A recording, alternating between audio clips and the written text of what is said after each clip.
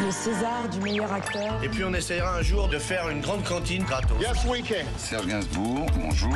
Il n'y a eu qu'un vainqueur, c'est l'espoir. Europe 1. 7h24 sur Europe 1, c'est l'heure du jour où... Retour ce matin sur la disparition de l'un des monstres sacrés du cinéma français. Il y a 25 ans, le 8 novembre 98, s'éteignait Jean Marais à Cannes, à l'âge de 84 ans. Jean Marais creva à l'écran dans un genre qui connut son apogée dans les années 50-60, le film de Cap et d'épée lors d'Autriche.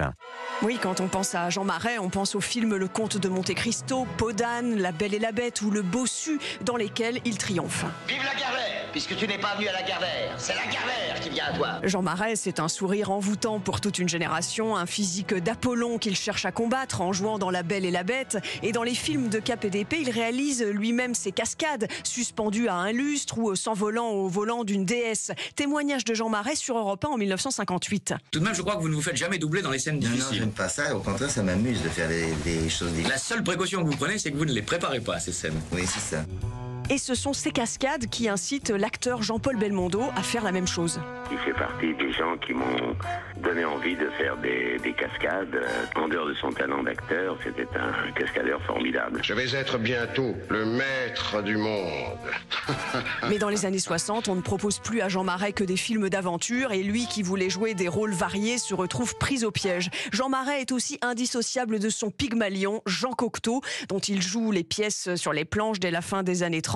Marais parle de Cocteau sur Europe 1 en 83 dans l'émission Découverte de Jean-Pierre Elkabbach. Il m'a apporté ma façon de voir, ma façon de parler, ma façon de penser, ma façon de vivre.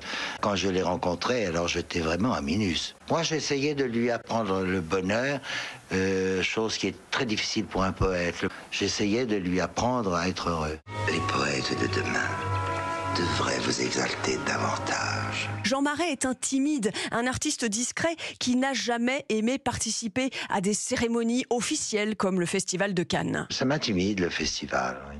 Ça a toujours été comme ça, oui. J'ai toujours l'impression que les gens se disent en me voyant ce festival que je viens chercher un rôle, ouais.